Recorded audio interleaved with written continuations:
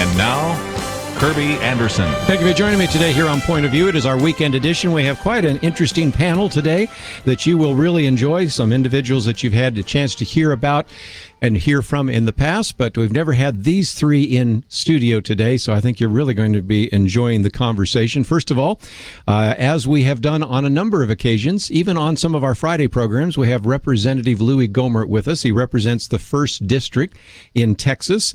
We have posted a few of his articles. He has in the past served as a judge, as a JAG.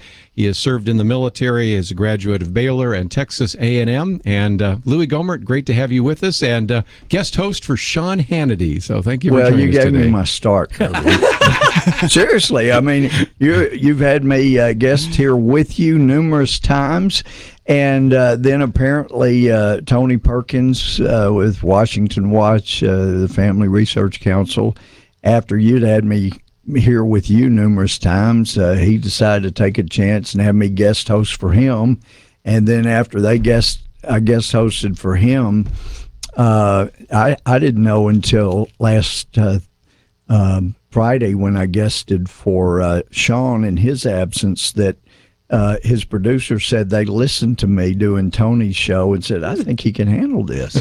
But it all comes back to Kerby Anderson and sitting here watching the master at work. Well, it's good to have you. And we've got another talk show host here, and that is Debbie Georgatos, author of the book Ladies Can We Talk, and her own radio talk show, which I encourage people to have a chance to listen to. And by the way, I might, as we're going around the roundtable here, mention that we have links to all of those so people can actually listen to some of your programs. So Debbie, always great to have you on the program with us as well. Thank you. Thank you for having me here. Actually, my new show on 660 AM had the same thing. I was contacted by them, asked if I'd like to have a show, and they had listened to me on your show. They said, listen to your Kerby Anderson shows. You really like you. So you're just launching everybody. Thank you very, very much. Well, that's my goal. Court, I guess you're the only one here. Yeah, I'm waiting for a phone call from someone. I'd love to. Well, Court Alley with us as well. He has run for the Texas legislature. He is actually the founder of Cruth Marketing, but more importantly, executive director. He's been, at least in the past, of Brighter Dallas, which has done an outstanding job of really educating and empowering and encouraging young people to get involved in the political process. And you decided not only to encourage people to get involved in the political process, you ran for future. So great to have you join us here as well. Thank you very much. I'm thrilled to be here with Debbie and the Congressman. Well, and you. And it's just Louie. It's just Louie. And you've already brought two together. Debbie is now saying she's going to take a chance and have me on as as a guest some Sunday morning. And so that's and awesome. You've got two candidates on this Saturday, don't you? For people I do, who Sunday morning. Yes, I have two women candidates running. One is Susan Hawk, running for Dallas District Attorney, and Connie Burton, running for Texas State Senate SD 10. Yeah, so Sunday morning, and if you don't get up that early, you can listen to it later on, and we've provided you a link so that you can find out more about her book, and about her radio program. But, okay, Louie Gohmert, we've got to go to you, because first article we've posted here is Louie Gohmert suggests that we should have a declaration of war against radical Islam. You've been talking about it on a lot of talk shows, but I wanted our listeners to hear from you directly, and then as we open up the phones, get a chance. I don't know that I've said this recently, but it goes back to when I was in the Army, and an act of war occurred against the United States, because that is when in Iran, in Tehran, our embassy was attacked and hostages were taken, and as you recall, were held for over a year. That was an act of war. And I didn't know anybody at Fort Benning where I was that was really dying to go to Iran, but we were put on alert, and we all figured somebody's got to go. Somebody's got to go. They attacked us. It's an act of war. We got to show that you attack us with an act of war, we will respond, and you'll be sorry that you did. It never happened. It never came.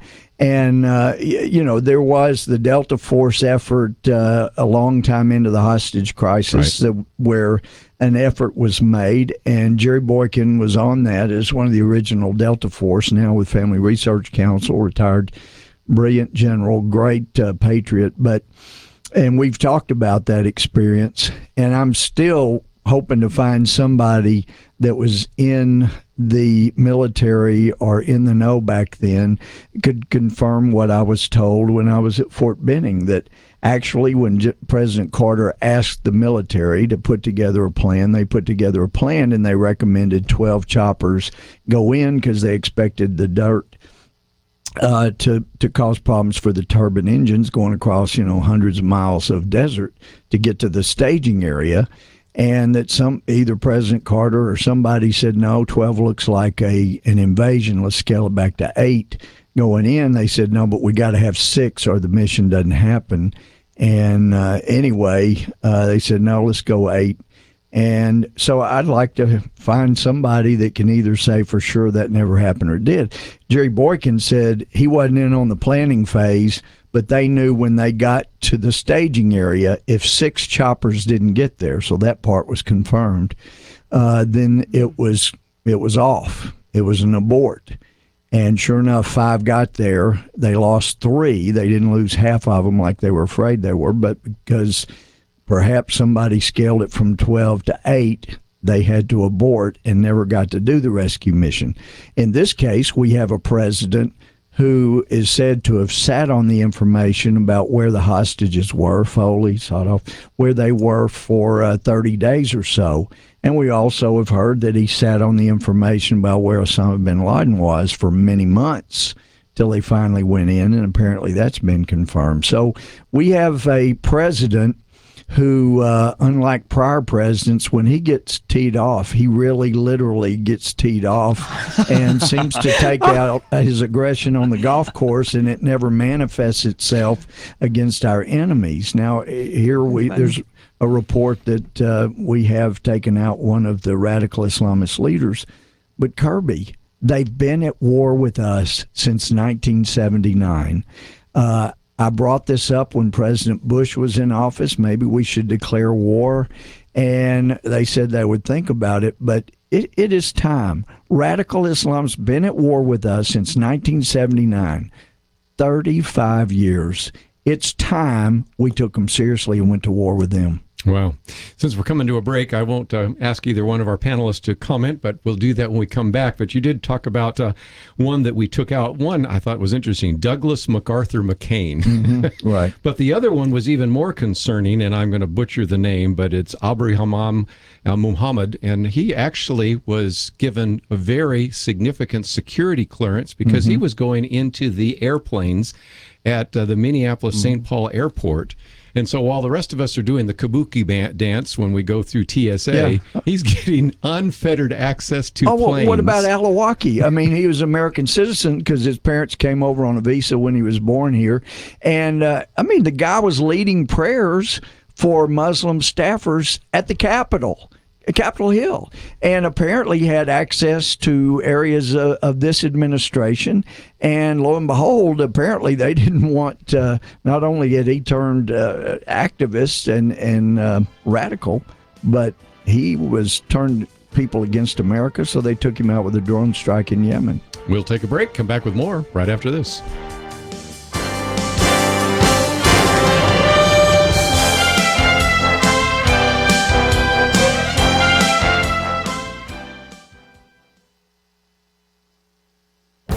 The Point of View Commentary with Kerby Anderson.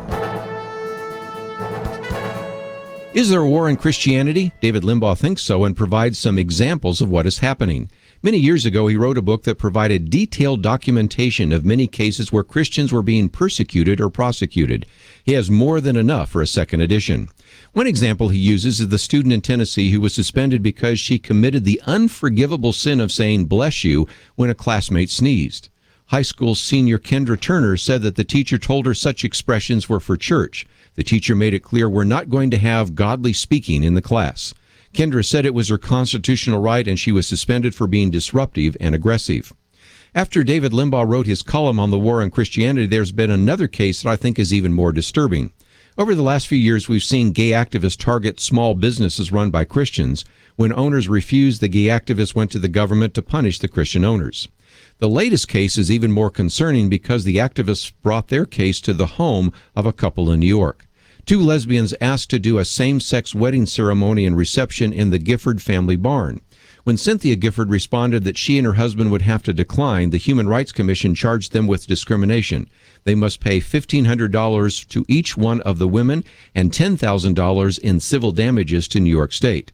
If they don't pay a $13,000 fine, a 9% interest rate will be added to the total. The Giffords live on the second and third floor of the Liberty Ridge Farm and make the first floor available to events like berry picking, fall festivals, and pig racing. But because they could not in good conscience provide their barn for a same-sex wedding, they are being fined. So goes one more battle in the war on Christianity. I'm Kerby Anderson, and that's my point of view.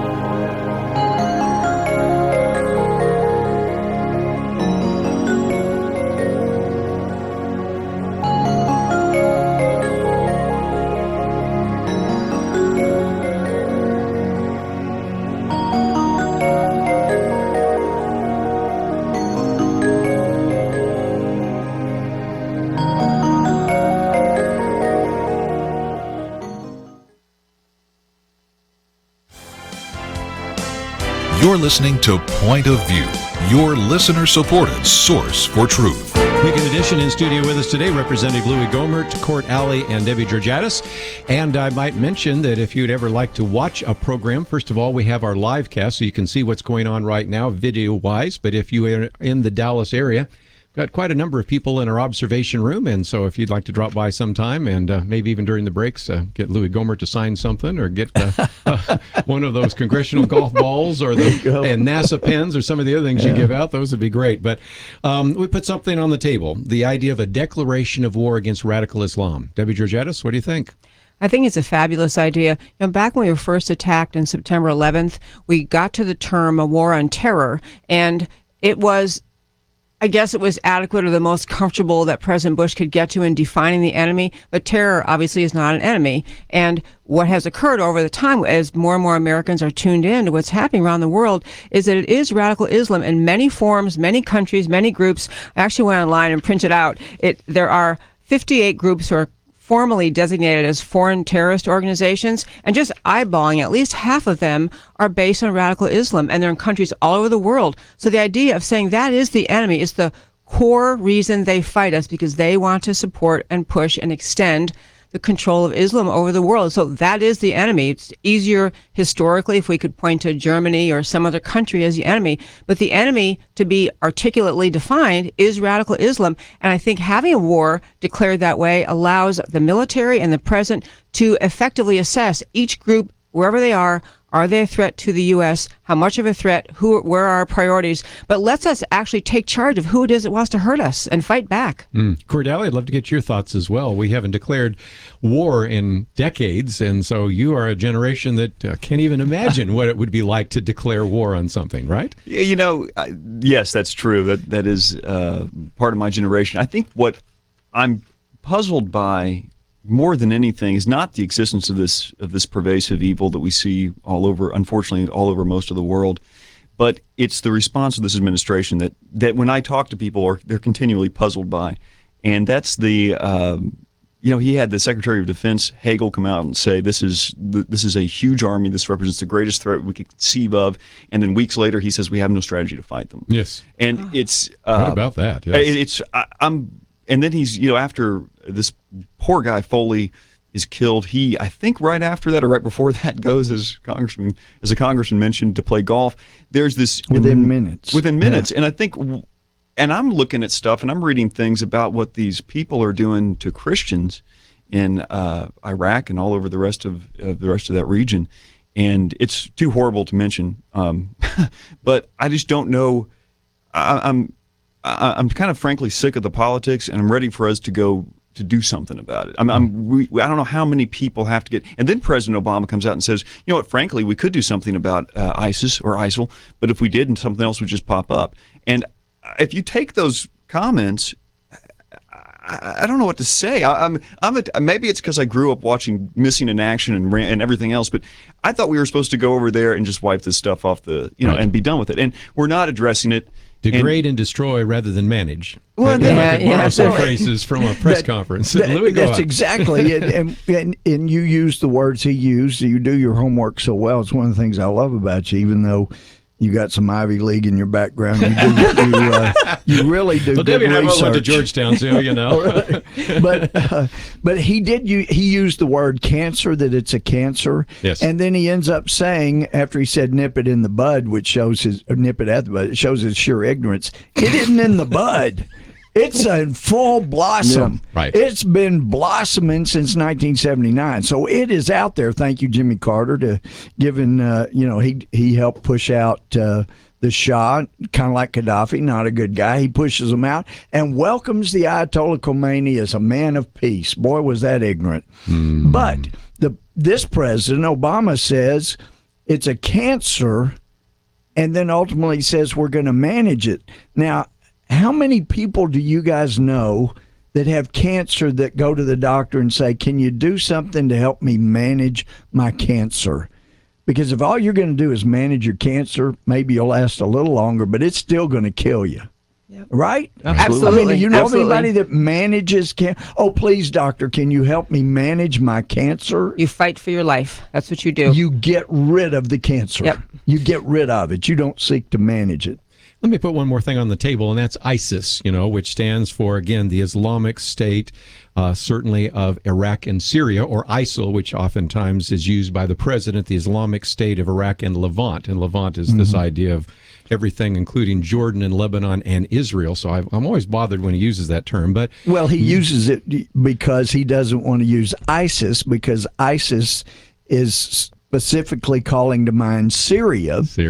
And if he reminds people that they're in Syria, then he will remind people that a year ago he had said, I want to bomb Assad to teach him a lesson. And if he had done that, ISIS would control all of Syria now. Yes. So I think he probably prefers the ISIL to the ISIS, because the Levant is better than pointing out Syria specifically. Good point. Because that calls to mind what a egregious blunder. And for all the left wing that came after me last week saying I'm a warmonger, it was a year ago, the left that just saliva all over the president, they were actually wanting the president to go ahead and bomb Assad. And I was one of those, as most Republicans were, who were saying, no, this is a terrible idea. Yes, Assad's bad, but ISIS is worse. You've got these radical Islamists in the rebels. Maybe if you had helped the rebels 3 years ago,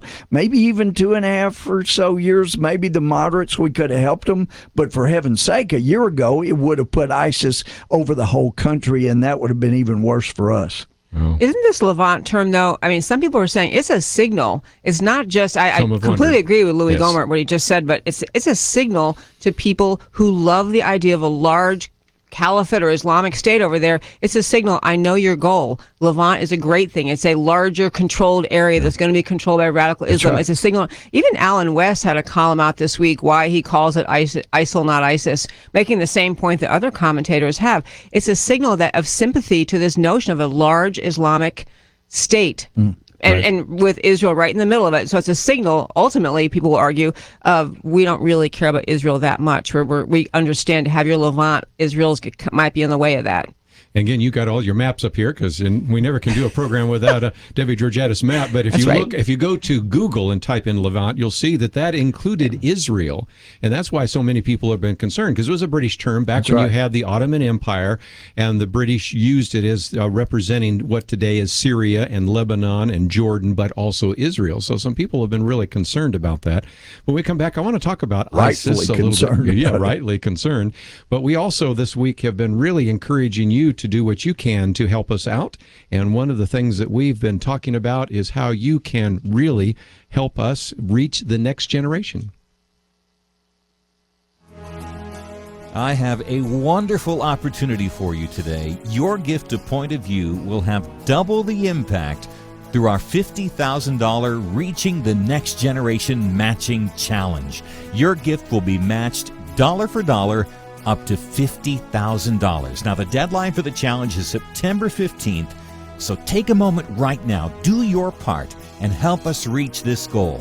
If you're listening to Point of View and have never supported us financially, well, today is a great day to get started. No gift is too small. Every gift is critically important. We ask that you make your best gift and help us in this challenge. Your gift will help people across the nation and around the world learn to apply biblical truth in every area of life.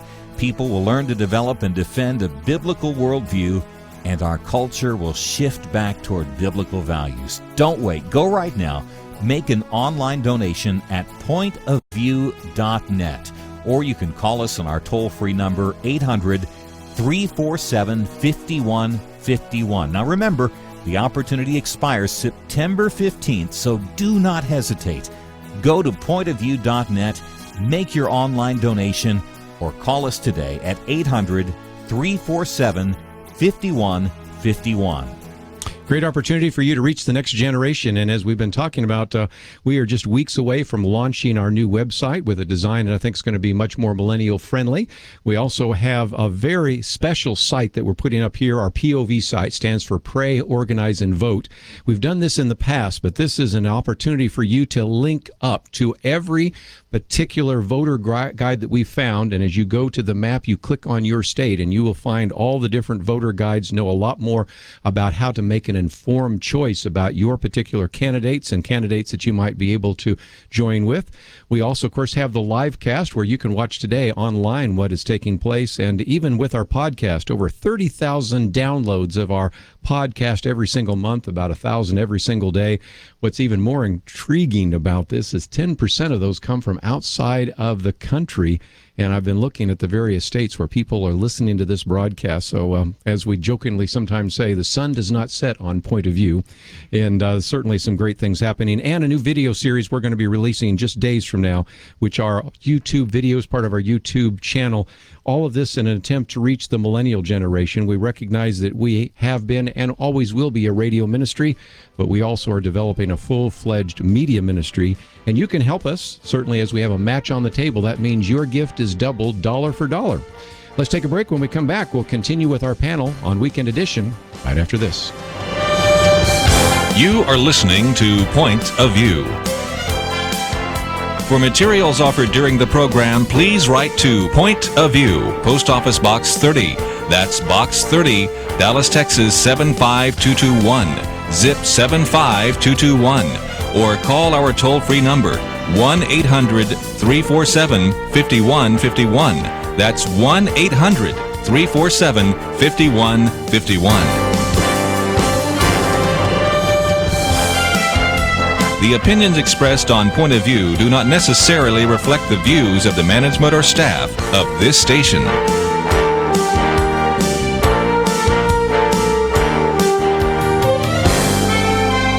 Point of View will continue after this.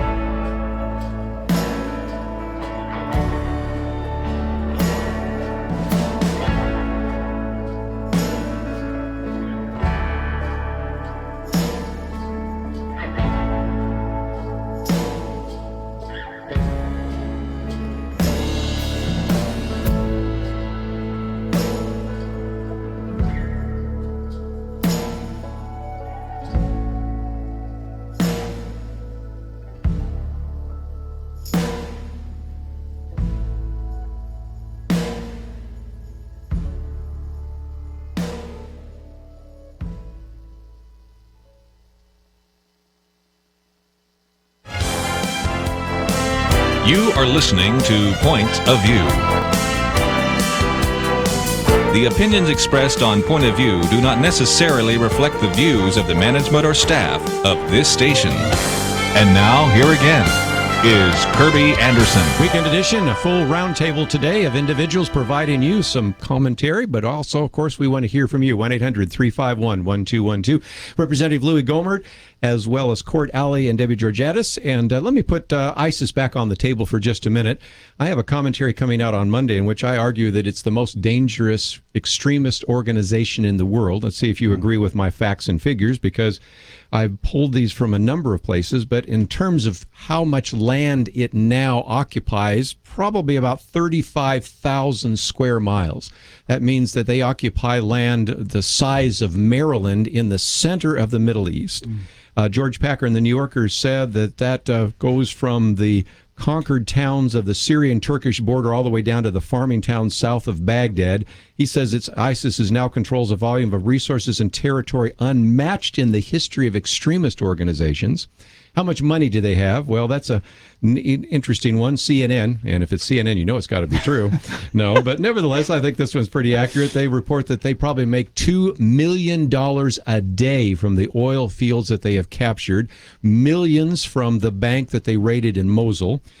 Jack Keane and Daniel Pletka, who wrote in the Wall Street Journal, said it now may be the richest terror group in the world, having built a war chest of $100 million. And I'll put one more on the issue. This perhaps is the most media sophisticated terrorist organization because they know how to use YouTube and Twitter. We've seen pictures saying ISIS is here, of ISIS flag flying over the White House, Pennsylvania Avenue. So I would contend, at least that's my commentary coming out on Monday, that it's the most dangerous group in the world. Debbie, where am I going wrong?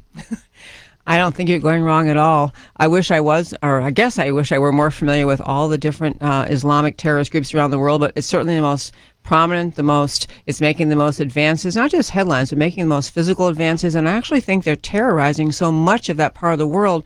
When people see not just the Americans beheaded, but they observe all the other violence, it probably makes a lot of people say, I just want to surrender. Just I don't want them to fight me. What they did to various other smaller ethnic groups there, it's very frightening. And I don't know of any other group causing as much harm as they are right now. Of course, you were also talking about the horrific images.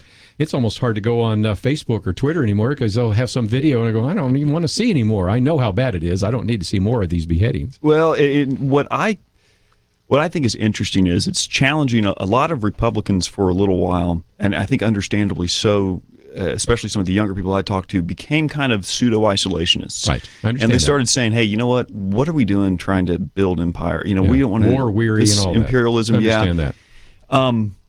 But this is a reality we're going to have to deal with. Remember, the Boston Marathon bomber spent a lot of time in Dagestan, which is just south of Russia. I'll have to get one of Debbie's maps out. But before he, terrorized one of our cities on our homeland. So this is a good opportunity for us to say isolationism is pretty clear. I mean, do we want to live with this? Because that's what it is. Or do we want to have a international footprint? And again, I just go back to the fact: is ISIS the most terrorist or most dangerous organization out there? According to Chuck Hagel, it is. Yeah, it certainly is.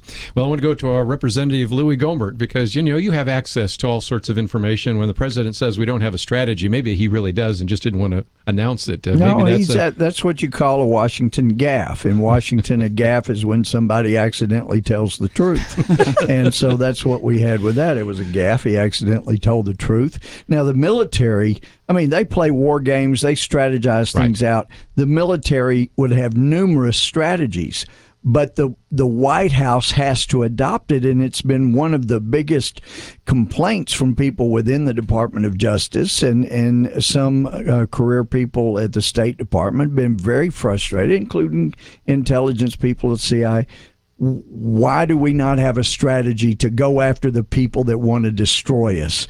And when they have the kind of weapons and the kind of wealth that these people are building, then you have to take them seriously.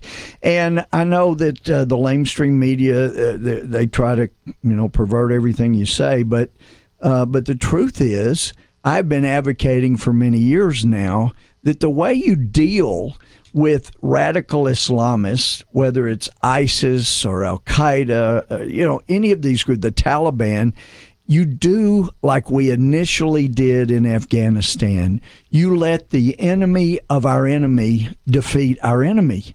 Now, we went in, people don't remember, but it took about a month to figure out where the attack came from in 2001. And we figured out that it came from Afghanistan, the preparation, that it was the Taliban. So in October, we sent in intelligence special ops people. They embedded with the Northern Alliance, and we did have to pay $100,000, $200,000 here and there to get the tribes to agree to be under one central commander, which was General Dustin, that I've met a number of times. And anyway, he was legendary then. He's even more so now because he led the Northern Alliance to defeat the Taliban. And by October of 2002, it was the Battle for Mazar, was the most decisive of the Afghan war. I had this printed out.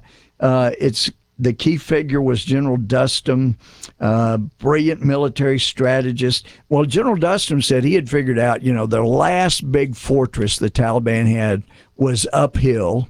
It was only limited access, and he said he knew if he sent all these guys on foot, infantry up there, they would be able to kill them all. He knew that if he sent tanks or something up there, that they'd be able to stop the tanks and then they'd block the access. So he knew their only chance was to put their 1,000 best horsemen on horses and ride as fast as they could uphill to the fortress. RPGs, rocket-propelled grenades, artillery coming at them. They lost about 300 of their 1,000, but they made it to the top. It's one of the most legendary battles of all time, and they finished routing the Taliban. That was the last big battle. And then a crazy thing happened. We started adding tens of thousands of troops in Afghanistan in order to be occupiers. And we went from being the heroes of helping them get their country back to being occupiers, which have never done very well in that part of the world. And I know people say, well, Alexander the Great. Well, Alexander the Great died on the way out. I don't consider that a great win. But anyway, that was our problem. And in Iraq, we kicked rear ends and went farther faster than any military in history. And then what did we do? We added so many that we became occupiers. And George W. Bush, from right here, he lives right here in Dallas. Bless his heart, he is such a nice man. He's smarter than people give him credit. He thought he was doing a noble thing, from what I understand. He gets a status of forces agreement, a SOFA set up with Iraq, ready to do. And he decides, this is what I understand, he's going to let Obama, he's going to be nice and let him do that as an act when he first comes in. And that will immediately show that President Obama is an international player. He's a man of action. And what does Obama do? He comes in and he knocks it all down and destroys it. So he blew it. He blew it badly, this president. Well, and again, I'm a simple man, but it just seems to me that I look at history here, and after the Korean War, we keep troops in South Korea, and it's now an economic powerhouse. After World War II, we kept some troops in Germany, and look at where Germany is today. And then in other cases, when we've left, and you can talk about everything from Vietnam to Iraq and Afghanistan seemingly now, and some of those, before that, Somalia, Lebanon, seems to me that keeping some forces there to maintain is good, but not having so many that it looks like an occupier. Is that what you're saying? Yes, exactly. You just have a small contingent so you can provide them ears and eyes on the, you have ears and eyes on the ground. You are able to work together with intelligence, and then you have some that can help respond, can help protect your own people so you don't have another Benghazi in the area. So all of those things are important, but it's also critical that you understand your enemy. In the great movie Patton, where he's up on top of the high point looking down where his tanks just defeated Rommel's, and he said, Rommel, you magnificent fatherless child, paraphrase, but I read your book. I read your book. I read your book. That. You've got to know your enemy. And it was Joel Rosenberg, great friend. He's been on this program many times. Yes, I knew he had. But Joel is the one that told me, well, Iran the leaders had a vested interest in preventing a status of forces agreement. How so? This is why it's important to know your enemy. They believe the 12th Imam is going to come back and rule. Mm-hmm. He has to first come back to Kufa, that's in Iraq, where he rules first, and he cannot come back out of the chaos if there are any infidels in that area occupying. They had to get us out. Iran did. Mm-hmm. So you got to understand that if you're going to be able to respond appropriately. Very good. Let's take some phone calls when we come back. 1-800-351-1212. It is our weekend edition. Louie Gohmert, Debbie Georgatos, and Court Alley. But we also want to hear from you. 1-800-351-1212. We'll take those calls right after this.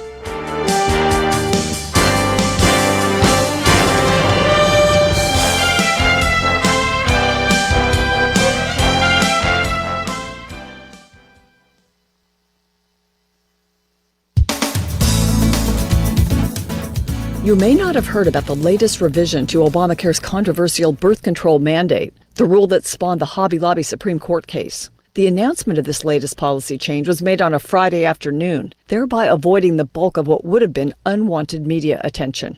This is a touchy subject for the White House because the administration lost in the Hobby Lobby decision. This means closely held corporations with religious objections to providing coverage for contraception that could work by causing an abortion are exempt from providing such coverage.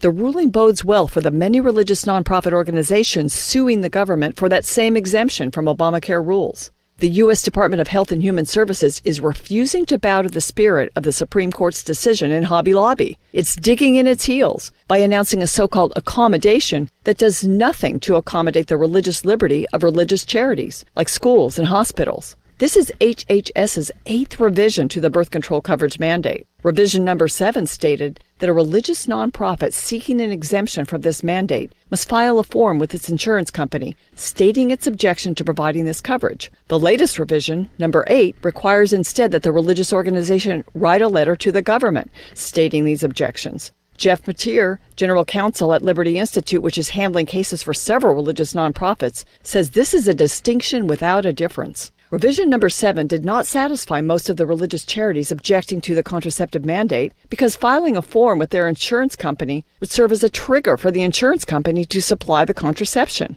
The religious charity would still be involved in the stream of events that results in supplying free, sometimes abortion-inducing contraception. That violates basic Christian orthodoxy. Same with revision number 8. The Catholic Church argued that this step is not an accommodation to their faith because it still involves religious groups in a process that results in covering abortifacient drugs. Father Frank Pavone of Priests for Life says the change rule, quote, still burdens our religious freedom. His organization has a pending lawsuit against the mandate. Father Pavone says if people want these drugs and government wants to provide them, then the government will have to find a way to connect them without our help. Our religion requires no less. Russell Moore from the Southern Baptist Public Policy Arm says, what we see here is another revised attempt to settle issues of religious conscience with accounting maneuvers. Woven into this latest accommodation is wording that would require for-profit companies, even closely held ones like Hobby Lobby, to file their objections with the government. Wait a minute, the Supreme Court already ruled on that. We should not be surprised at this. For progressive government to grow and thrive, it must stamp out religious liberty. For Point of View, I'm Penna Dexter.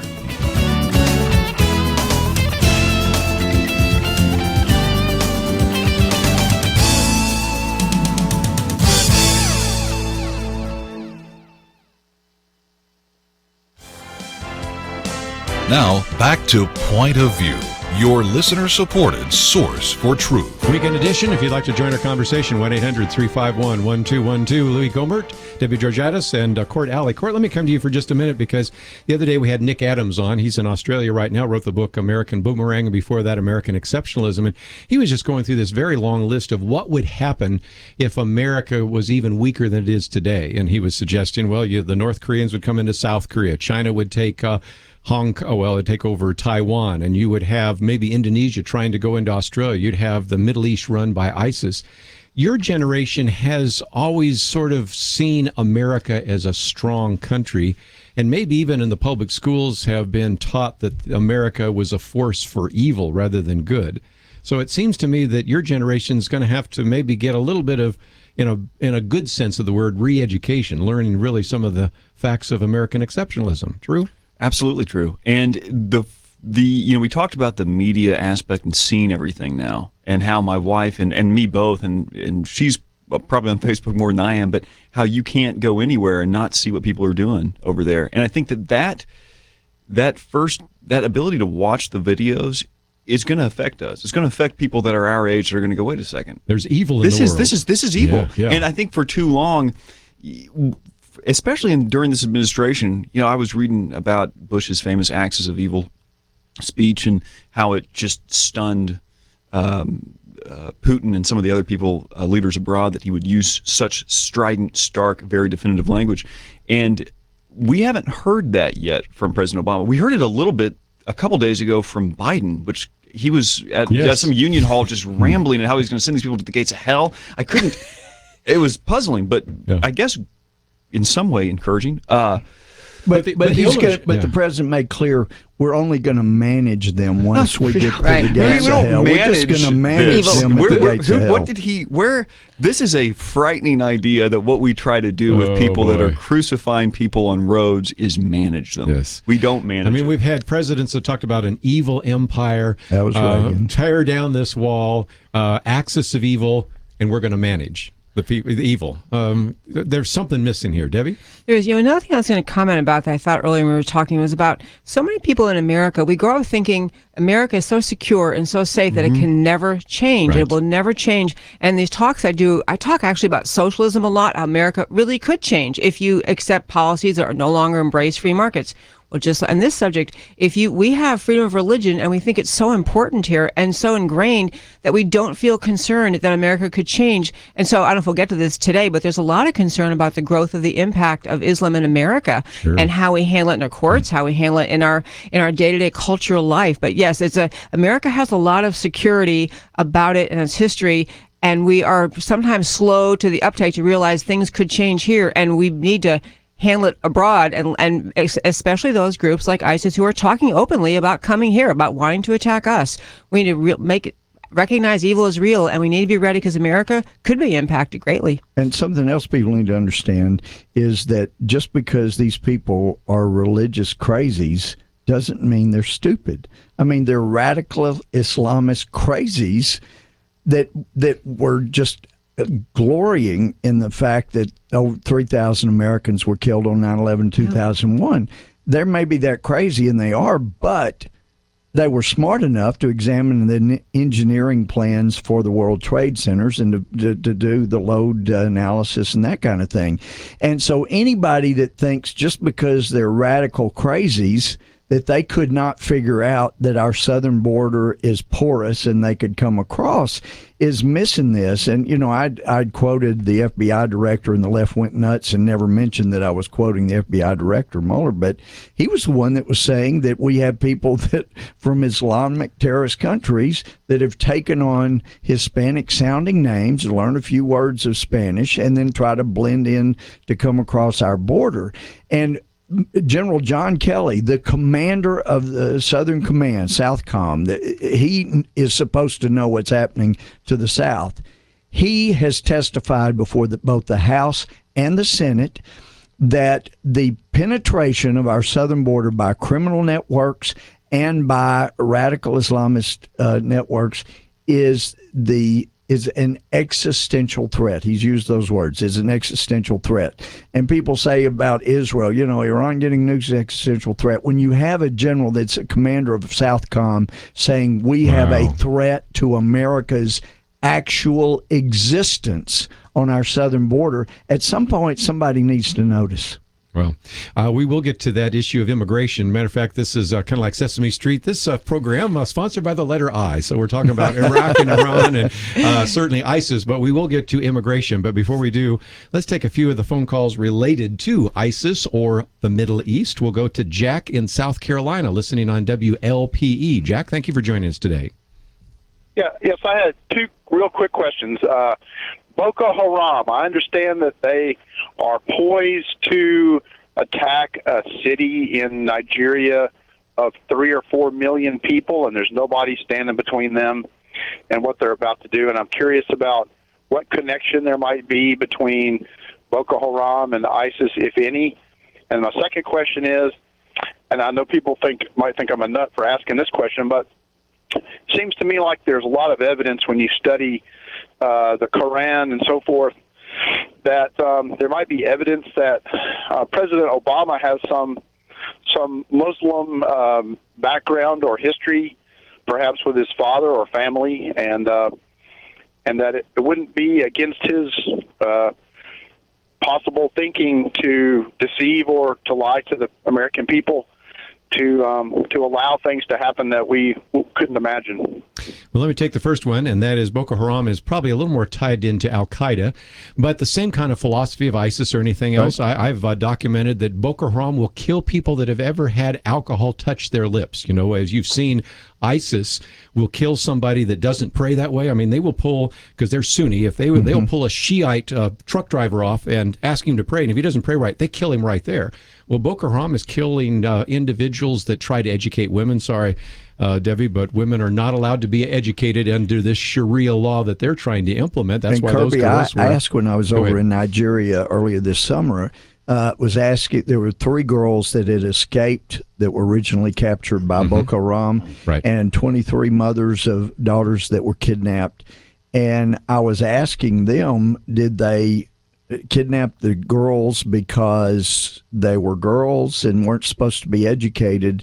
And they looked at me funny and they said, no, they will kill or kidnap or torture anyone who is a Christian. Right. And so, yeah, they don't think women should be educated. They ought to be property. Like the Taliban, but also if they're Christian, that's enough. Then that's a double whammy. There were girls in getting educated, and they're Christians, and no Christian should ever be educated. And that's why they've been so relentless. But coming back to how do you deal with them, the lesson from Afghanistan is you help the enemy of our enemy. You help them with weapons. You help them with intel. And that's what we did in Afghanistan, and it worked. You help the Kurds to take out ISIS. You arm them. You let them take these folks out. They would be glad to do that. They just need a little help. And it may shock people, and I hope your listeners aren't shocked by this, but after the stellar Twitter campaign that the State Department and the White House put on after Boko Haram took all of those 250-plus girls hostage, neither Boko Haram nor the mothers, I was over there, they don't follow Twitter. They didn't know that really? They didn't, so Boko Haram, they said, no, they don't follow Twitter. They didn't know that our White House was so upset with them. Yeah, I know we're getting close to a break, but on the subject of Boko Haram, this is one of those kinds of incidents I think some Americans can think, well, it's really sad and I'm very sorry. We can't battle everywhere. We can't send troops everywhere and fix every problem, and we can't. But the strategic things we can do that Louie Gohmert was referring to are exactly right. And every time we do that, every message we send to some radical Islamist group, every place on the planet spreads a message. The West is not going to let you do this. You're going to get shut down. I love helping anyone, including the people who are suffering under Boko Haram's terrorist conduct. I love it. Men on women. Well, again, I love that hashtag campaign, because George Will said that, you don't get the sense that Boko Haram is over there saying, I think Michelle Obama is cross with me. yeah. They didn't even know. Not probably going to work. We're going to take a break, and if you would like to know a little bit more about any one of our guests or a number of articles that we've posted today on the topics we are addressing, it's all available at our website, pointofview.net. Don't forget, we have that $50,000 matching fund, and if you can help us out financially, we would appreciate that as well. We'll come back, and we'll also talk about immigration. That coming up right after this. Across the nation, this is Point of View. For materials offered during the broadcast, please write to Point of View, Post Office Box 30. That's Box 30, Dallas, Texas 75221. Zip 75221. Or call our toll-free number 1-800-347-5151. Point of View will continue after this. Point of View is produced by Point of View Ministries and is supported by your generous tax-deductible contributions. I just thank God for y'all. I listen to you every day, truly. I wanted to thank y'all for everything you do each day to inform Christian families and our community about the things we can do, and just the way you're so informative. I listen to you daily and love you guys and appreciate you so much. God bless you, Kerby, for keeping this show so on track and for the decades of wonderful help to this nation that Point of View has been. We're all big fans of your work, and we pray that God will just prosper it. As a Christian, over the years that I've followed this program, I am constantly challenged to be on guard and to evaluate what's going on. And if for no other reason, to protect the caliber and the truth of your programming, I need to participate and to back your program financially to ensure that the truth stays out there for people to hear, to view, and to be a part of.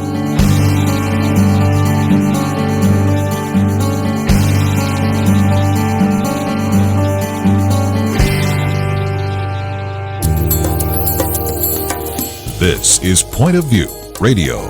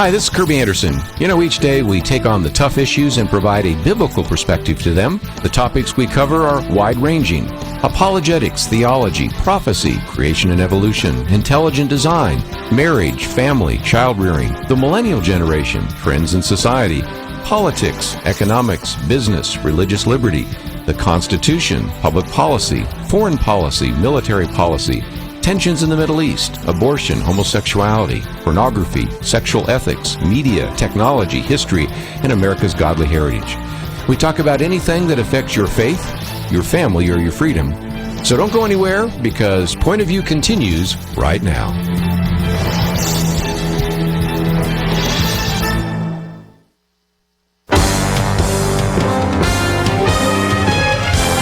Across America, live. This is Point of View.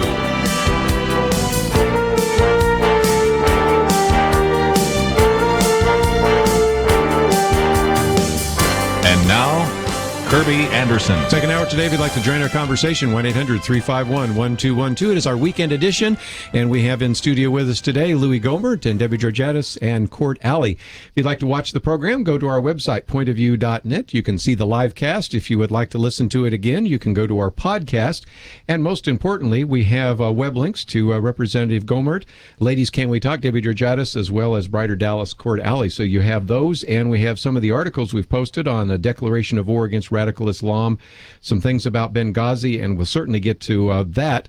But Louie Gohmert, you started by talking about immigration that last hour, and that's another one of those eyes. And for somebody who has been to the border a number of times, I'd love to get your perspective on the humanitarian crisis down there and just the seeming inability that we have to control our southern border. Your thoughts? Well, you have some people that have promised they want to turn Texas and the country blue, and they are aware that in California, as my friend Republican Dana Rohrabacher pointed out, he was a speechwriter for Reagan. He loved Reagan. Reagan's his big hero, but as Dana will tell you, California turned blue when his hero signed an amnesty deal that brought in a couple of million or so voters who really did vote Democrat right off the bat.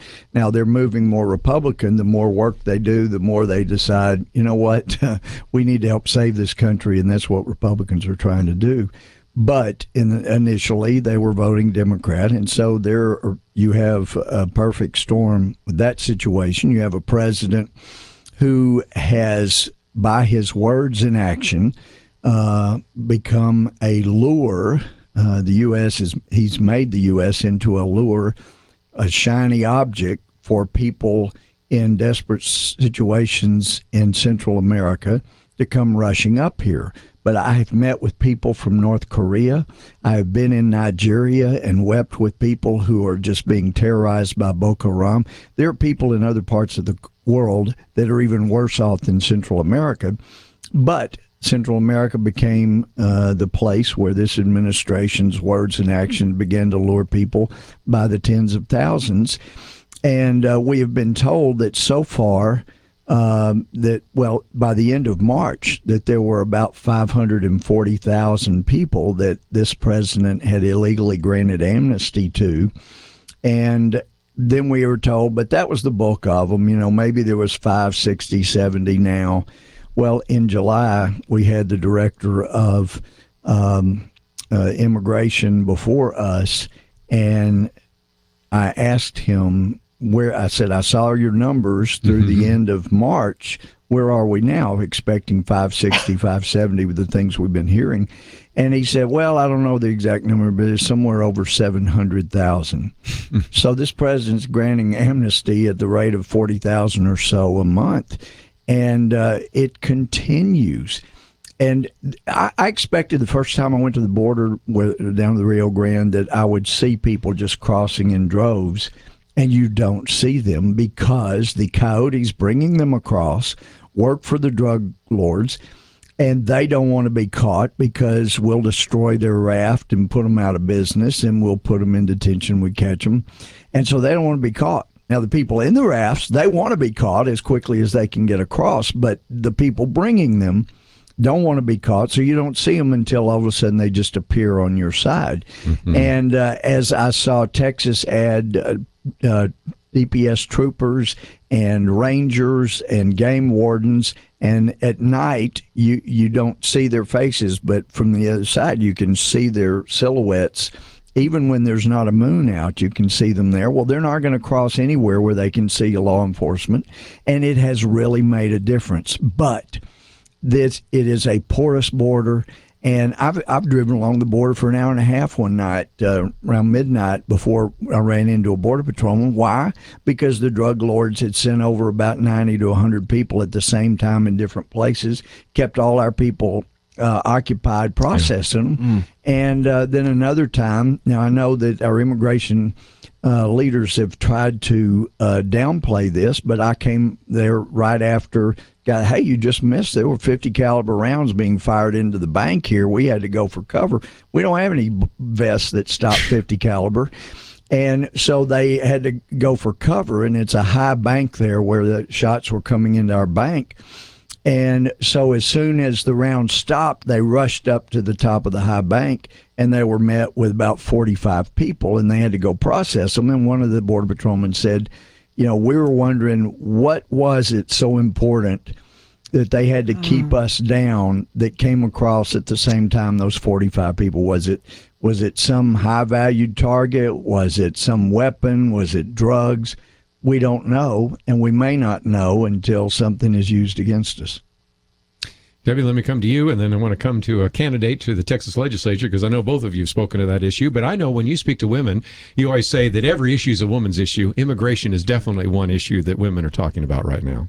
Oh, it absolutely is. There are so many different directions to go based on what Louie Gohmert was just saying. But one is the strain on the America system. If we have kids coming across the border, there may not be as many children as we've initially thought based on the reports. But if you have people flooding communities, children need to be educated and be taken into schools. You have families who already have a strained public school system. There aren't enough resources, and in poor communities, not enough welfare resources. So you're really jeopardizing American families and American children. It's not fair to America to not have a secure border, to keep control of who comes here. And I think the children aspect has been politically and emotionally manipulated by our president. It is a sympathetic picture. You think, well, gosh, who could be against helping these poor children? But it is causing us to not take charge of the border. It's causing sympathy. And actually, the most recent press conference, something Mr. President Obama said sounded like he didn't want to acknowledge where the kids had gone. He was not wanting to admit where they were. Wow. The whole thing just seems like it's women should be strong and say, we want good schools. We want a quality public education. We don't want to have a flood of kids coming in who aren't even supposed to be here and who aren't up to the level to be able to participate in our education system. It hurts everybody. Sure. Well, it is people here need to understand it's not just foreign people that have dreams. They say, oh, they're the dreamers. We've got children of our own that have dreams that Amen. will never be realized. and I mentioned I've met with North Koreans before, children and people that they want their families to be free, but they're not asking us to bring millions of people over here from Korea. They're saying, help us make our own country safer. Oh, that's such a good point. Would be a good neighbor. Help take out the drug cartels. That would be a good neighbor. Help them eliminate the graft and corruption. Help them in those ways. But one of the things I heard as a judge, and I've heard it in Congress, and that is, as Christians, we've got to accept all foreigners and help them. No, Christians individually are supposed to follow the Beatitudes, all the teachings of Christ, but people need to understand in this country, the government is the people are the government. And when you are serving as the government, you got a new requirement. It's a different challenge. You're not supposed to turn the other cheek. You're supposed to protect your people. Christians are supposed to not scare people. The government's supposed to scare people, as Romans 13:4 says. Yeah. Love that. Romans 13, 1-7. We'll come back and continue our conversation. Take your phone calls right after this.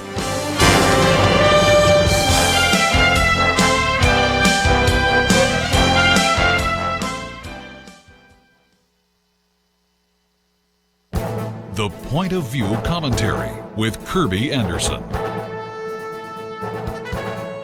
Is there a war on Christianity? David Limbaugh thinks so and provides some examples of what is happening. Many years ago, he wrote a book that provided detailed documentation of many cases where Christians were being persecuted or prosecuted. He has more than enough for a second edition. One example he uses is the student in Tennessee who was suspended because she committed the unforgivable sin of saying "bless you" when a classmate sneezed. High school senior Kendra Turner said that the teacher told her such expressions were for church. The teacher made it clear we're not going to have godly speaking in the class. Kendra said it was her constitutional right and she was suspended for being disruptive and aggressive. After David Limbaugh wrote his column on the war on Christianity, there's been another case that I think is even more disturbing. Over the last few years, we've seen gay activists target small businesses run by Christians. When owners refused, the gay activists went to the government to punish the Christian owners.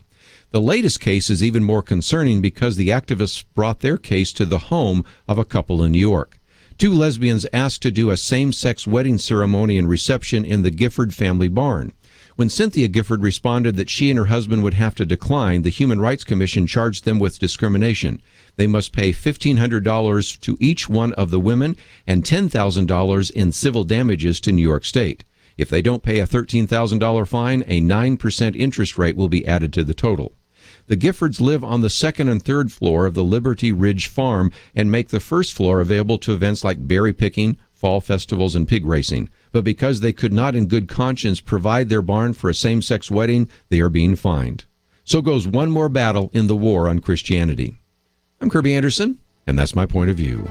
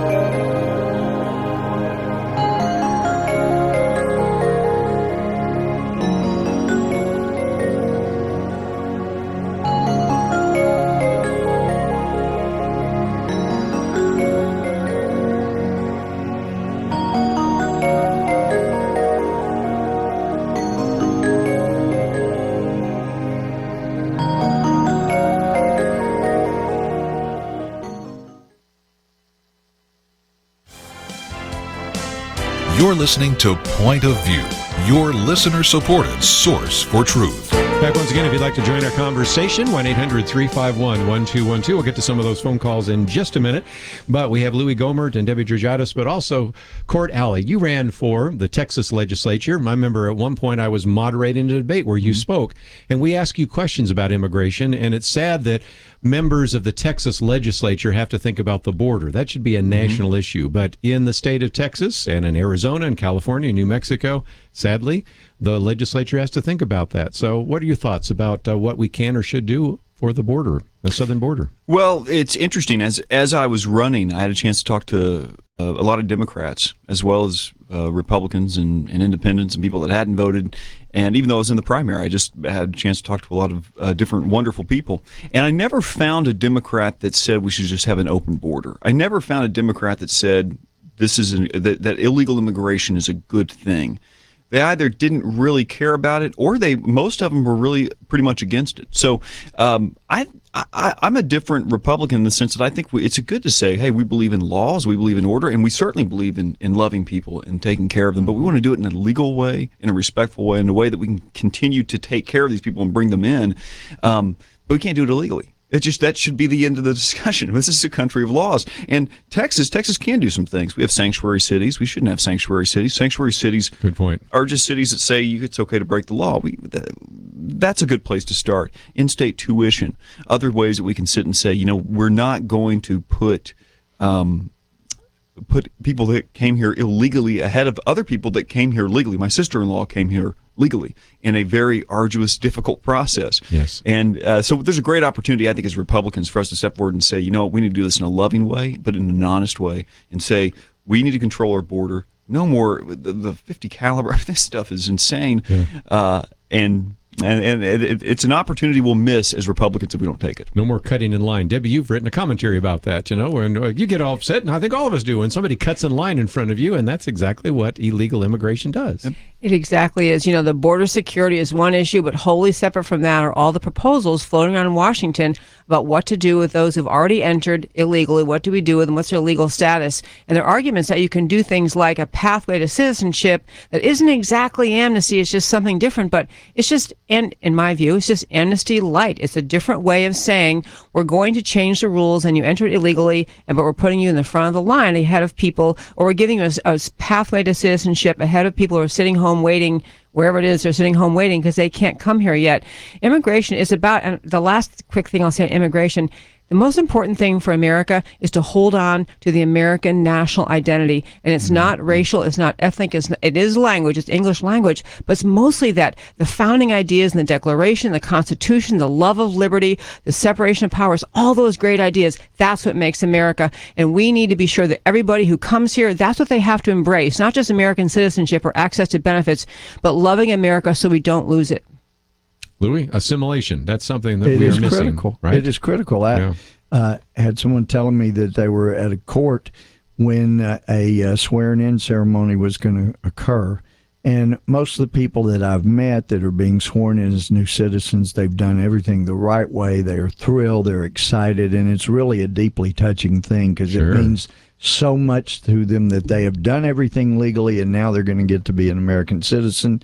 But he was telling me that that one person made clear that it would never be loyal to America, that his heart was elsewhere, and said where it was. And then so he went and told the judge's assistant that somebody said he's going to take the oath, but it's not true. It's a lie. He'll never follow or be allegiant to the United States.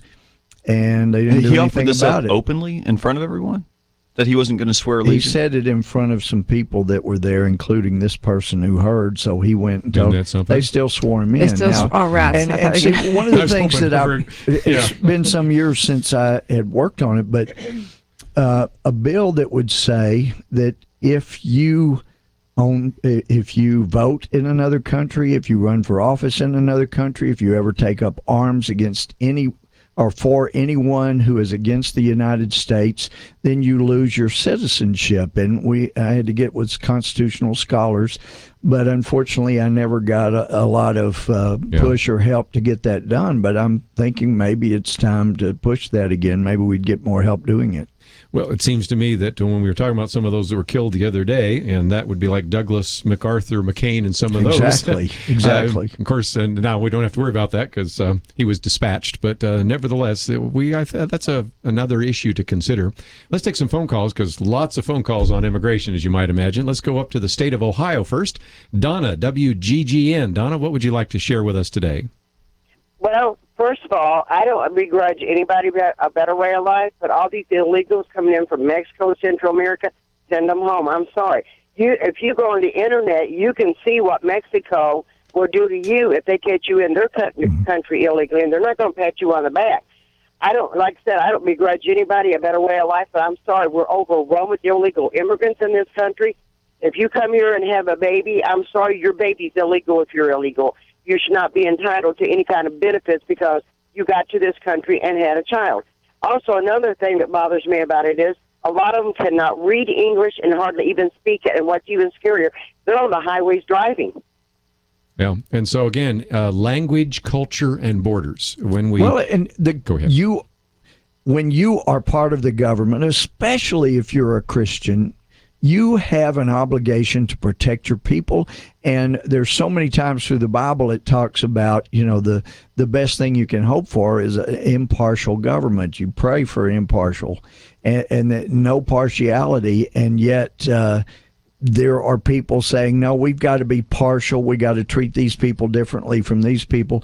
We should enforce the law across the board. And that's where we got to start if we're going to protect the country. And your oath to this country is to do that. So I had a girl that was basically crying to me in Tyler saying, It's just her and her mom, and she was in high school, but she had a job, and it took both of their money. And a guy that was illegally here without insurance, driver's license, went through a red light, hit her, totaled her car. They could not afford comprehensive. They only had liability. He had no insurance. He drove off in his car, and hers was totaled. She's crying basically. I don't know how I'm going to get to work. How am I? What about my rights? What about my right to work? He took it away. Shouldn't I at least get his car? And the police just let him ride off. Now, let me say this about enforcing the law. Down there on the border, I've seen a number of people come across. They pay somebody to bring them across on jet skis. And there's a constable or a deputy constable always there to grab them and take them over to Border Patrol. And so I said to one of them, it's Angeles Park down there, and I said, listen, I'm pleased that you pick up people that come in illegally, but since the Supreme Court decision in the Arizona case, it says you couldn't local and state police couldn't enforce immigration law. What's your basis? And he said, did you pay $4 when you came in the park? And I said, yeah. He said, well, they didn't. I'm arresting them for trespass. Good thinking. They didn't pay their $4. So he had a reason. Now, you asked a question the other day that caused a real stir in Congress because they were talking about letting some people go on the bridge. And then you asked, did you stay long enough to see them come back? Yeah, it stirred up some of the folks with immigration. Got them all upset because he was asking, because you'd seen that happen. You've been a judge in Tyler, with people right? in my court. You've seen people explain. And guy said, I said, how in the world did you get back here? I sent you to prison. You're a threat to people in this county, in this state. And he, through the interpreter, explained that they came and got him out of prison and took him to the border and watched him as he walked across. And then when they drove away, he came back across. And so that's why I asked the question, well, did you hang around to see him, watch him come back across after? Anyway, it's a legitimate question, but they didn't take time. Yeah, the mainstream media just pillared you for that. And I've always said that catch and release is great for fly fishing, but it's not very good for immigration. Actually, I like to keep my fish and keep them up myself. It's good. Well, we're going to take a break, and when we come back, we'll take some more phone calls. We haven't done very good at getting your calls, but we certainly have a lot of phone calls, so we'll do that. Some of you want to talk about assimilation and maybe even put the two together. What about ISIS and the border and what that might mean? And so any of those phone calls in this last half hour are fair game. Let me mention that if you are just joining us, we have in studio with us today Representative Louie Gohmert, and if you'd like to know more about him, we have a link to him. Debbie Georgatos, we have her link, Ladies Can We Talk, and if you'd like to, even if you're not in a place where you can hear her broadcast, you can listen to it and learn a little bit more about that, also about her book, and schedule her to speak.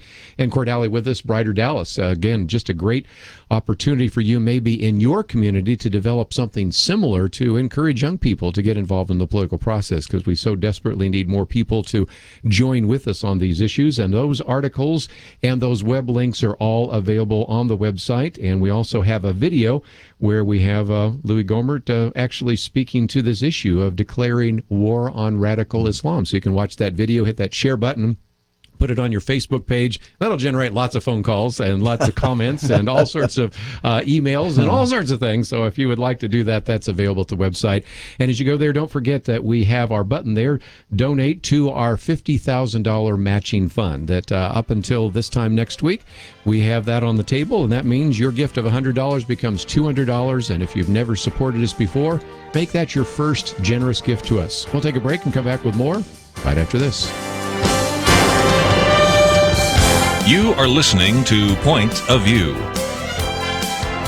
For materials offered during the program, please write to Point of View, Post Office Box 30. That's Box 30, Dallas, Texas 75221, zip 75221. Or call our toll-free number, 1-800-347-5151. That's 1-800-347-5151. The opinions expressed on Point of View do not necessarily reflect the views of the management or staff of this station.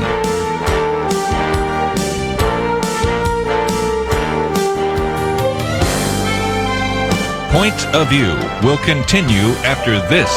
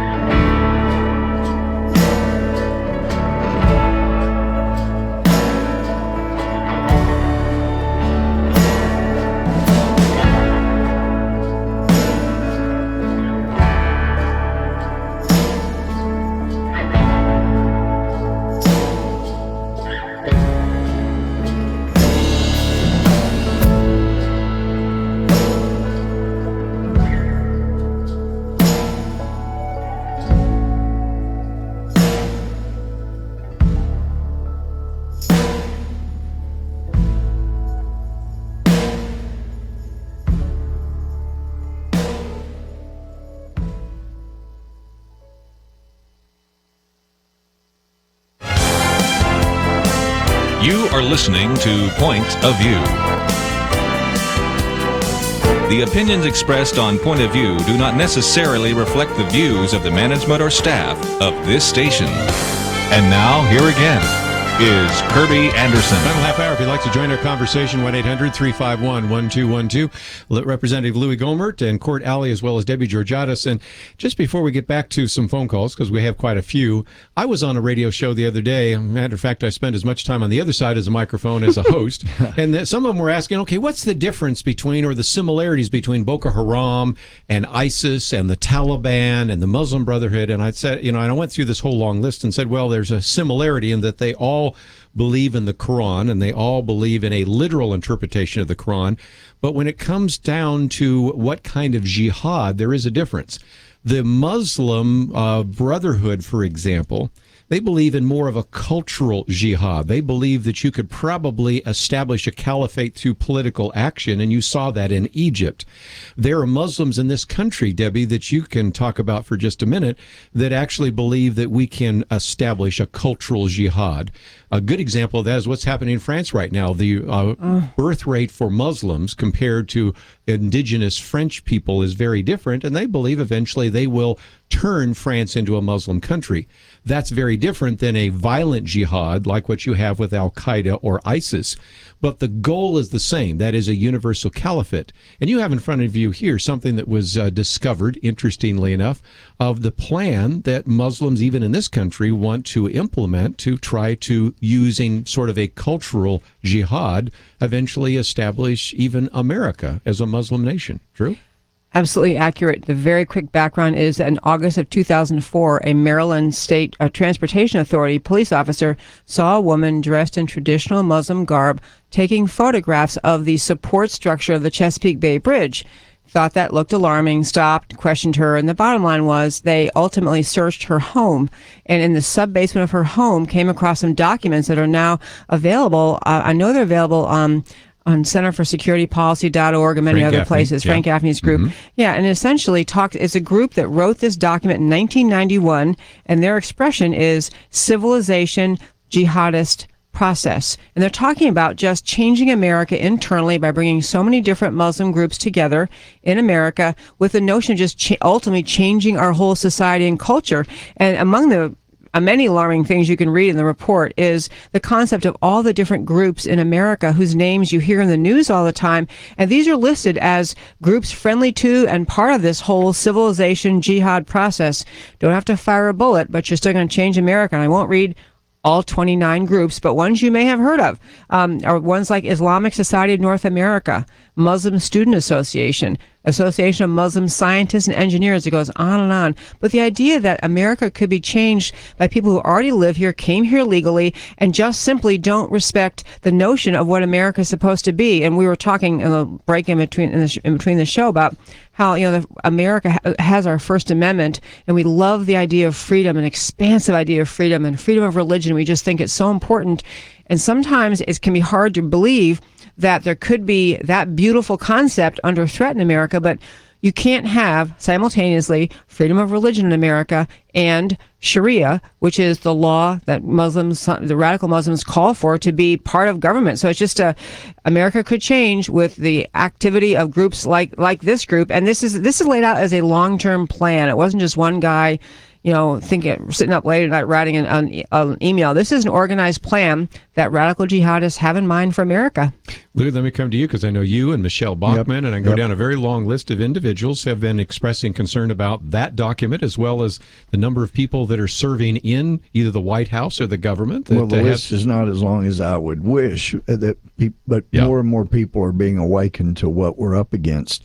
But any doctrine that pushes forward the notion that our 10 original Bill of Rights are illegitimate and can't be followed is not something that you have freedom in this country to push. I mean, that's treasonous if you're here.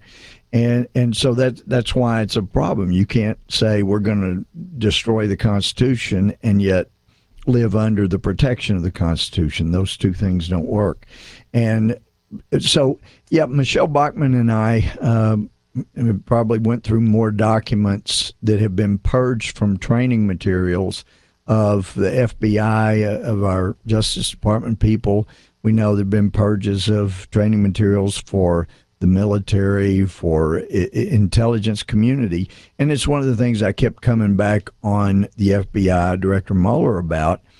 In fact, he said, that we know that the Muslim community, in one of his testimonies, is just like every other community, and we have an outreach program. And so one of my questions that got the left all stirred up, I said, well, you said the Muslim community is like every other community.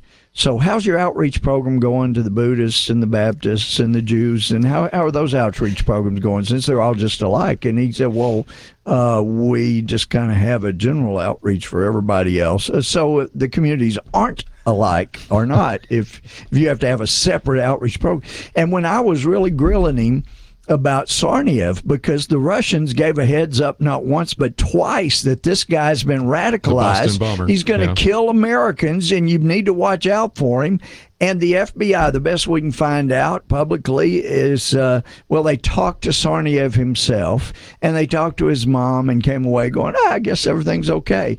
And so I was wanting to know, when you do not know what your enemy believes, you don't know the right questions to ask. Well said. I mean, for heaven's sakes, they should have known enough to say, well, tell me about what you think of Qutb.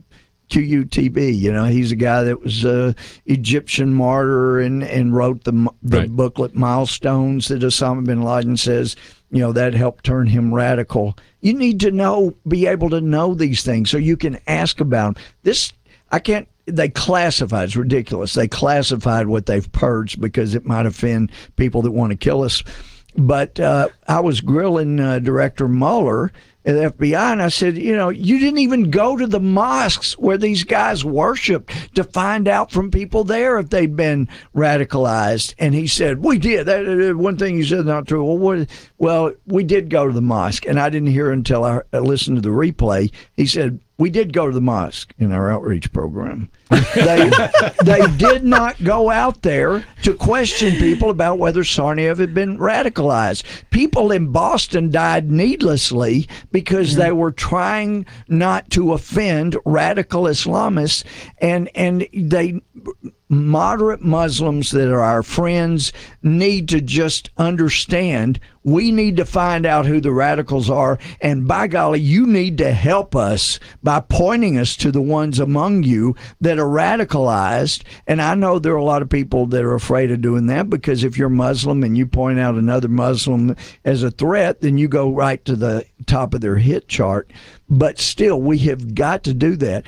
And I did say to Mueller, well, did you even know who started those mosques? Did you know that Al-Moody started those mosques? He knew Al-Moody because he was FBI director when they arrested him at Dulles. Mm-hmm. Al-Moody had helped the Clinton administration. He had helped the Bush administration. In fact, he was helping the Clinton administration hire Muslims that they could trust to work within the administration. And so anyway, but under the Bush administration, he originally was helping. They figured out this guy's supporting terrorism. Now he's doing 23 years in federal prison for supporting terrorism. But I had the documents with me that showed Al-Moody is the one that applied to incorporate the Islamic Society of Boston so they could start those two mosques. And the FBI director did not even know that these terrorists worshipped at a place that was started by a terrorist. Yes. Well, and you can see why sometimes they don't like Representative Gohmert asking questions, and every once in a while he has the Attorney General say, don't want you to go there, buddy. Well, yeah, but see, now I took that as a real compliment. You think he's your best friend now? He is we're BFFs now. He called me his you buddy. And Eric Holder are BFFs yeah, we're now. tight. We're tight. I know it may not have sounded like the tone you might expect when people are buddies, but we're buddies now. Yeah. Remember that one? Don't go there, buddy. Yeah, I do. Well, and actually, I did want to go there. And did. Yeah. We're going to take a break. When we come back, we'll take some more phone calls. We haven't done very good at getting to some of the phone calls today, but we've been trying to put some things on the table. And as we've talked about immigration, assimilation, as we've talked about ISIS, the Middle East, we'll try to get into a few more of those phone calls. And if we don't get to your calls today, certainly there will be another opportunity next week. But we're privileged to have around the round table today Representative Louie Gohmert and Debbie Georgatos and Court Alley. And as you can tell, we're having a little bit of fun at everybody's expense. So if you'd like to join us, 1-800-351-1212. If you don't have a chance to interact with us on air, we have given you the websites for each one of these individuals, and you can ask them a question or maybe schedule them for a speaking engagement or give them a piece of your mind, whatever you want to do. That's certainly a possibility. And I might mention we do have that video that we have posted there in which Louie Gohmert talking about maybe the idea of declaring war on radical Islam. And if you'd like to watch that video, it's about 2.5 minutes long, and then you could hit that share button, put it on your Facebook page. It will generate some response. And so I wanted to encourage you to find that and maybe post that as well. We'll take a break, come back with some more phone calls right after this.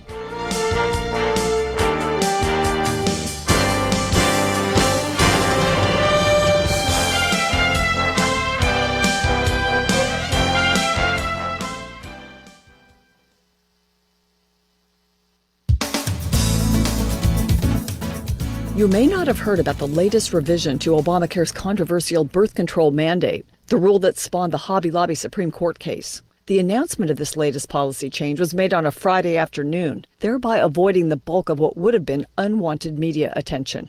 This is a touchy subject for the White House because the administration lost in the Hobby Lobby decision. This means closely held corporations with religious objections to providing coverage for contraception that could work by causing an abortion are exempt from providing such coverage.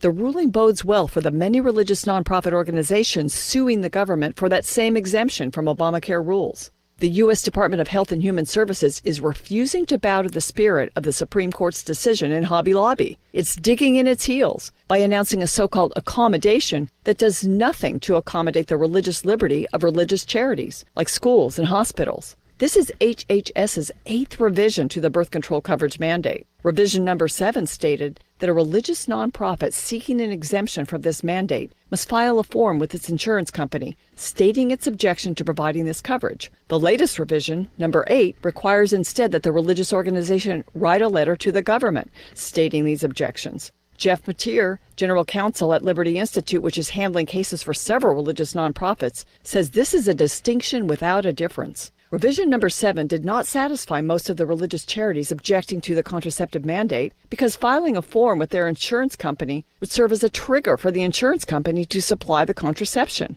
The religious charity would still be involved in the stream of events that results in supplying free, sometimes abortion-inducing contraception. That violates basic Christian orthodoxy. Same with revision number 8. The Catholic Church argued that this step is not an accommodation to their faith because it still involves religious groups in a process that results in covering abortifacient drugs. Father Frank Pavone of Priests for Life says the changed rule, quote, still burdens our religious freedom. His organization has a pending lawsuit against the mandate.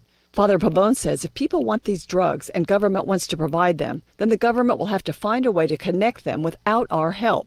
Our religion requires no less. Russell Moore from the Southern Baptist Public Policy Arm says, what we see here is another revised attempt to settle issues of religious conscience with accounting maneuvers. Woven into this latest accommodation is wording that would require for-profit companies, even closely held ones like Hobby Lobby, to file their objections with the government. Wait a minute. The Supreme Court already ruled on that. We should not be surprised at this. For progressive government to grow and thrive, it must stamp out religious liberty. For Point of View, I'm Penna Dexter.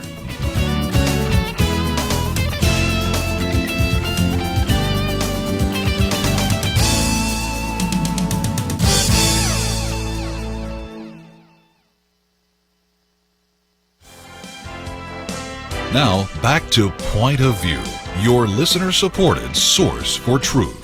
Back once again, if you'd like to join our conversation, 1-800-351-1212. Let's go to Ohio. Dan, thank you for joining us today. You're on with Louie Gohmert, Court Alley, and Debbie Georgatos. Dan, are you there? Hi. That's okay. I'm not all here either. Dwayne in Georgia, what would you like to share with us today? Yes, I really enjoy your program, Kerby. I just want to say, I hate to say it, but I believe Barack Obama wants them terrorists to come to our country because of his lack of border and enforcement. Look like that should be the number one priority, enforcing the immigration law, making sure the border is secure, so that we won't have this problem. I worry each day. I pray that that these terrorists won't come over here doing what they doing overseas.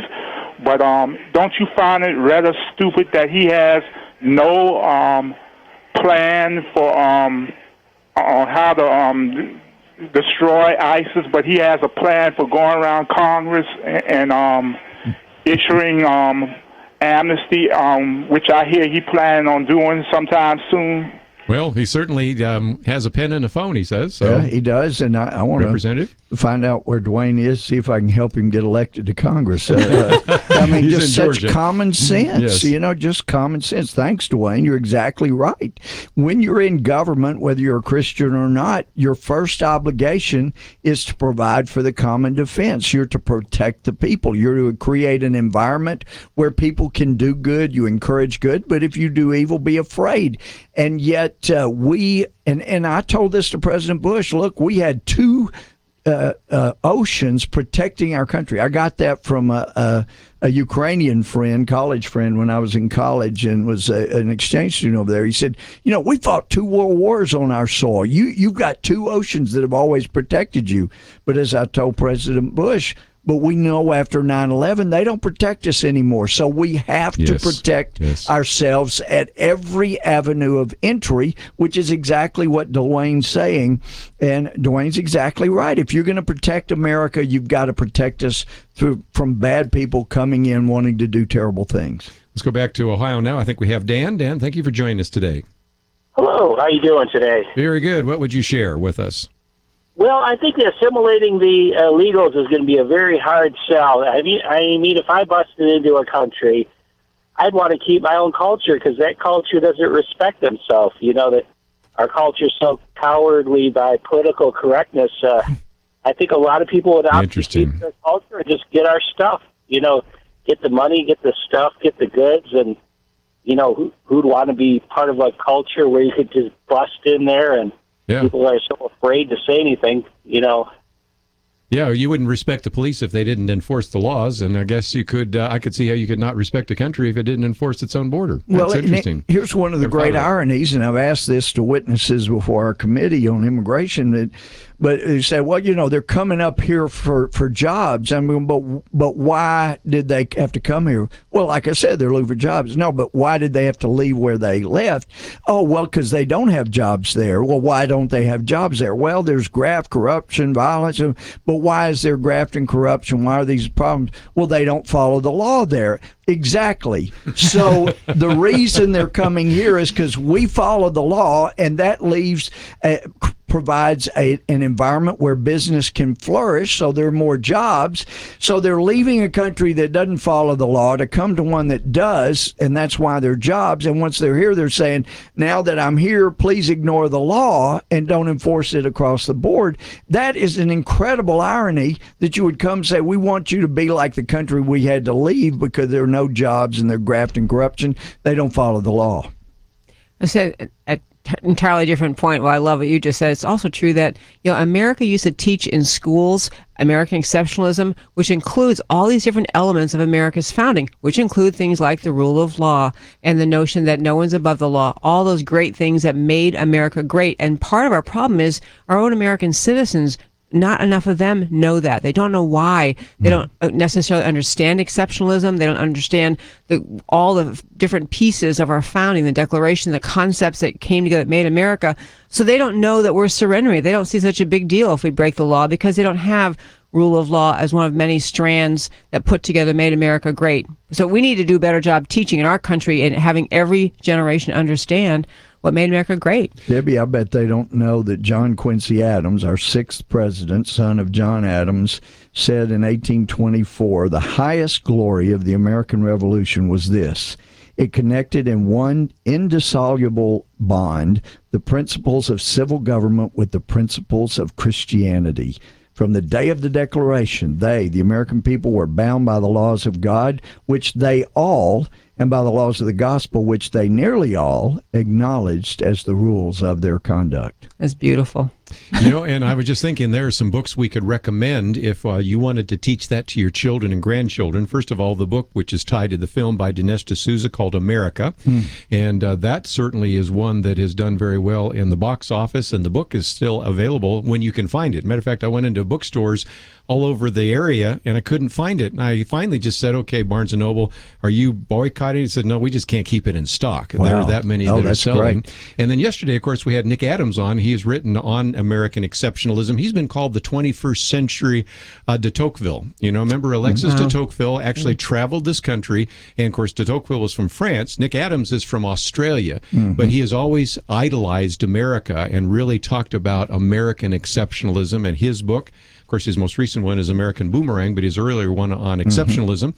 And I see Debbie digging through her book, which I certainly would recommend. And we have on our Point of View store today, Ladies, Can We Talk? You have a section there on American exceptionalism as well, right? I certainly do, but I also have a great de Tocqueville quote for the ladies out there.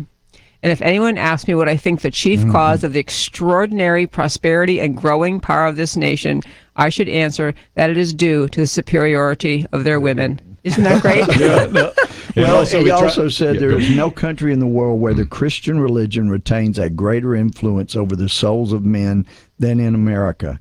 And there can be no greater proof of its utility and its conformity to human nature than that its influence is powerfully felt over the most enlightened and free nation of the earth. Yeah. Beautiful. Yeah. And of course, there's a quote attributed to him, which apparently he doesn't have in his book, Democracy in America, but he had said it, and that is, when I tried to figure out greatness in America, I went into the union halls, I went into the parliaments and other things, but it was when I went into its churches that I saw the greatness of America. Well, we're just coming down to the end. I want to thank all three of you. We simply have more things to talk about than time, and so I appreciate you joining with us today. But just before we finish off, wanted to mention this week we did announce that we do have this matching fund, and that's a way in which you can help us, because we are going to be very quickly, as a matter of fact, I think next week, announce our new video series. Of course, we have a new website. We have the POV site, which is Pray, Organize, and Vote, which we put you in contact with every voter guide that we can find in the country so that you can know more. But just before we end, let's, if we can, talk one more time about how you can help us reach the next generation.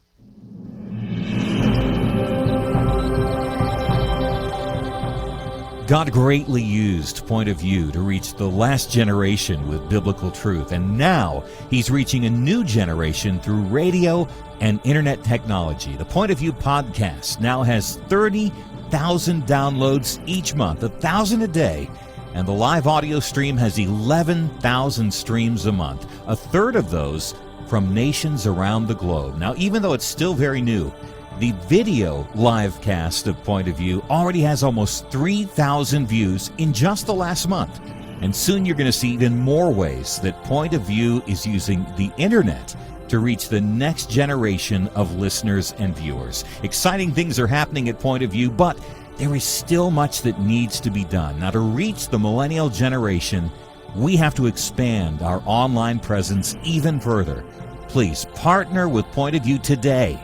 Through your financial support, help restore Christ in our culture. Your gift today will be matched dollar for dollar through our $50,000 Reaching the Next Generation Matching Challenge. Please take a moment right now. Give your online gift at pointofview.net or call us on our toll-free line 800-347-5151. This opportunity expires September 15th. That's coming right up, so do not hesitate. Go to pointofview.net, make your online donation, or call us today at 800-347-5151. Back once again, just let me again encourage you to have a wonderful weekend next week. We have Stefan Broden in town. We have Noel Boucher. We have all sorts of guests that will be talking about these important issues. Have a great weekend. I want to thank Andrew, Catherine, and Chris for their help behind the scenes. We'll see you back here on Monday. You have been listening to Point of View. For materials offered on the program, please write to Point of View, Post Office Box 30. That's Box 30. Dallas, Texas 75221, zip 75221, or call our toll-free number 1-800-347-5151. That's 1-800 347-5151. Point of View is produced by Point of View Ministries and is supported by your generous tax-deductible contributions. I just thank God for y'all. I listen to you every day, truly. I wanted to thank y'all for everything you do each day to inform Christian families and our community about the things we can do, and just the way you're so informative. I listen to you daily and love you guys and appreciate you so much. God bless you, Kerby, for keeping this show so on track and for the decades of wonderful help to this nation that Point of View has been.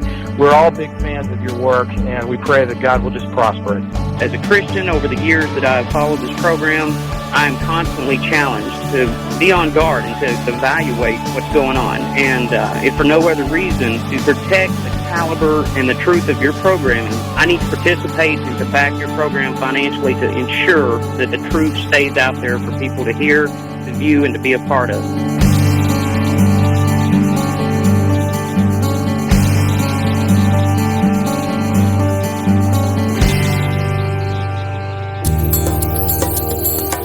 This is Point of View Radio.